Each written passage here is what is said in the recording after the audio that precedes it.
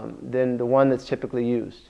But basically, the local currency. And all of those go back to acting in the interests of the person who commissioned you. So if the person says, you could sell it for a deferred payment, just sell it for whatever you can get, I want to get rid of it, and so forth, or they authorize you to sell it in a different currency, you can do that. But otherwise, you have to act in the interests of the person who you're representing.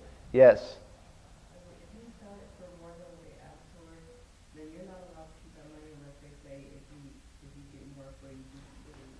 Correct. And that actually reminds me of one of the dalils. That reminds me of one of the dalils for this, and it's also a nice story. So inshallah ta'ala, we'll show an example of that. It's related by at-Tirmidhi, and this is an example of commissioning in purchasing. And the isnad is sahih. This is on the authority of Urwa al-Baqi, may Allah be pleased with him. He said, Allah's Messenger ﷺ gave me a gold coin for me to buy a shah. And a shah is a goat or a sheep of a specific age. So that's what you slaughter for the udhiyah. It'll be like a yearling of a sheep or a 2-year-old goat. So he said, so I bought for him 2 shahs. So he was, a good businessman, and the Prophet ﷺ gave him 1 dinar to buy 1, and he was able to buy 2. And he said, so then I sold one of them for 1 gold coin, and I went with both the shah, the goat or sheep, as well as the gold coin to Allah's Messenger, and I told him what had occurred, and he said, may Allah bless for you the contracts made by your right hand. So basically that's a proof of authorizing someone to do transactions for you, and then also just, mashallah, the barakah of the companions, and also showing that you should be good in the deen and good in the dunya, mashallah. So he came back, the Prophet ﷺ sent him with a dinar to go buy him a sheep, and then he came back with a dinar and a sheep, and got a dua from Rasulullah sallallahu alaihi wasallam. Naam. La ilaha illallah Muhammadur Rasulullah sallallahu alaihi wasallam wa baraka alaihi wa alihi. Naam.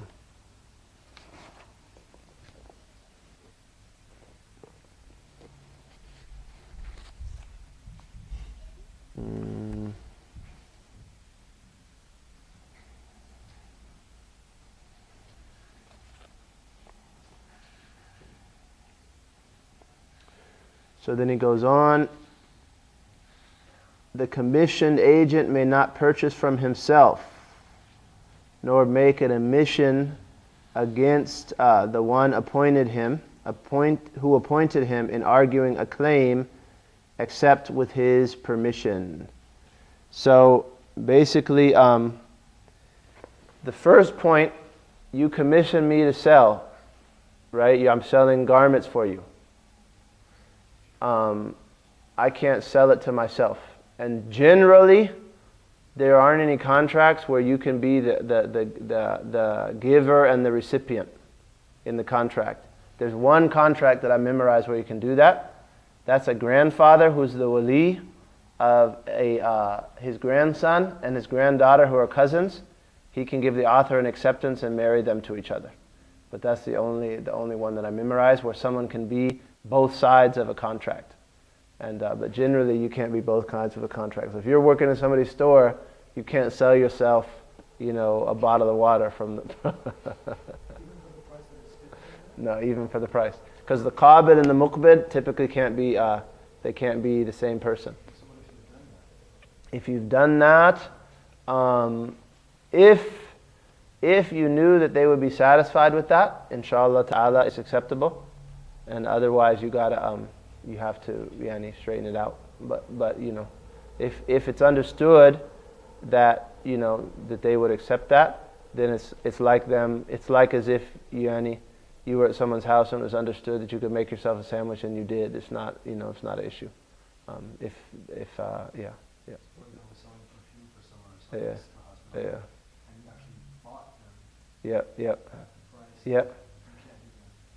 Technically no, but if they understood that you can take what you want and just leave its price, then that from them is like ibaha.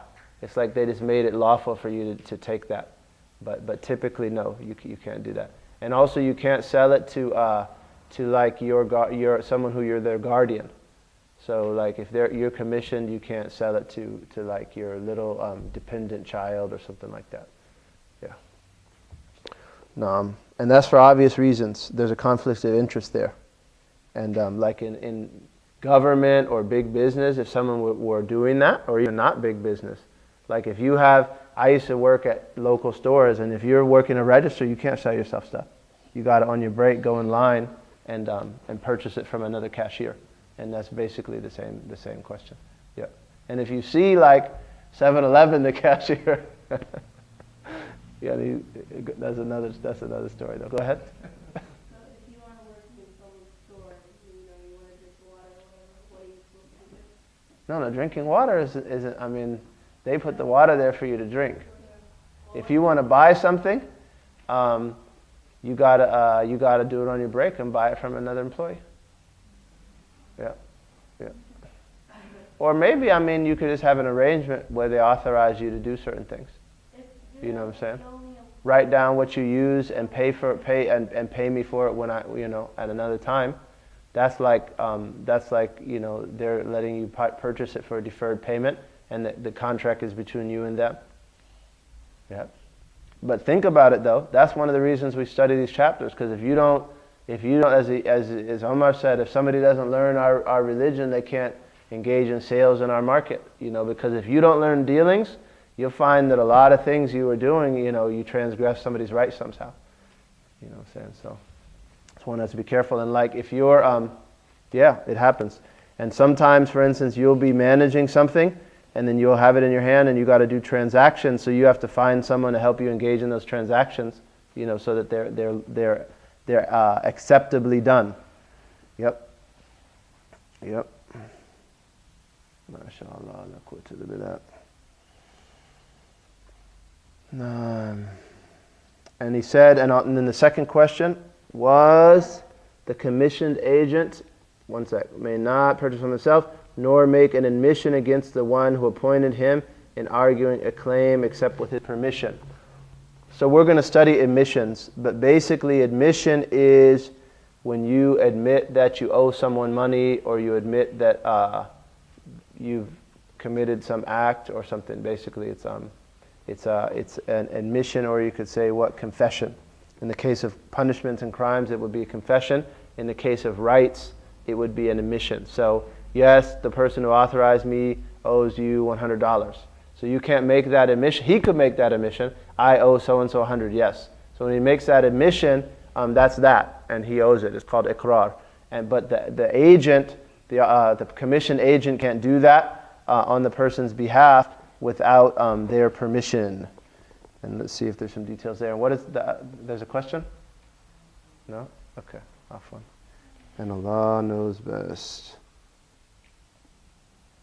So if they get into an argument and you know that the person who commissioned you is being dishonest, you still just have to be silent about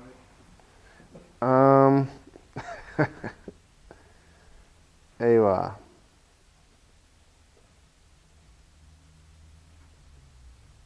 Let me see.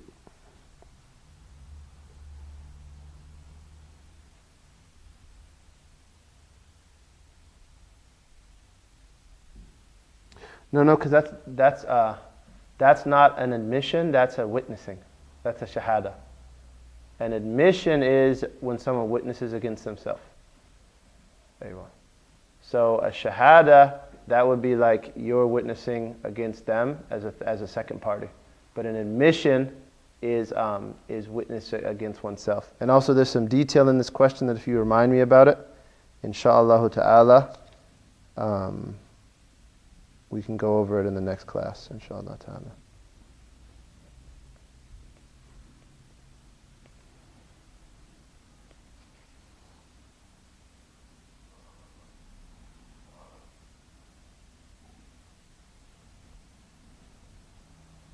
Yeah. Actually, there's some detail here that's beyond our scope, but yeah. No. And Allah knows best. Are there any questions?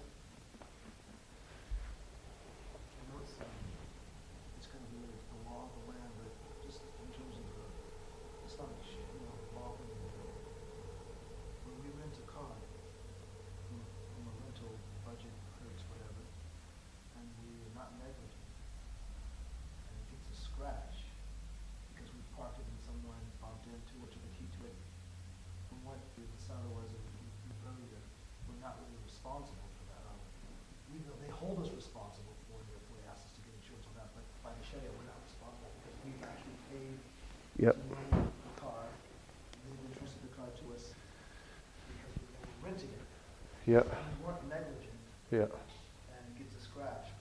Technically, we're not responsible. Yep. Technically, you're not. Yep. However, if someone loaned you their car just to drive without a rental fee, you are responsible. Yeah. Yep. Why is that? That doesn't sound right. Um, You loan somebody your car for a fee, and I loaned it to you in a specific condition, and I expect that when you return it to me, it's going to be in that same condition. So whether I loaned it to you for a fee or without a fee, the understanding that I would have is that I gave it to you in this condition, I expect to receive it in this condition.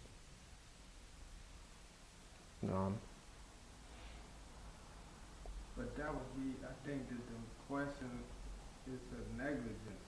So if you loaned it to me and it's messed up because of something I did, then I'm responsible for it. Right, but If I'm paying you, and this is like just on like normal wear and tear, it was gonna be on the car anyway. If you was driving it and I'm paying you for it, and I'm gonna give it back to you in that condition, and you got my money.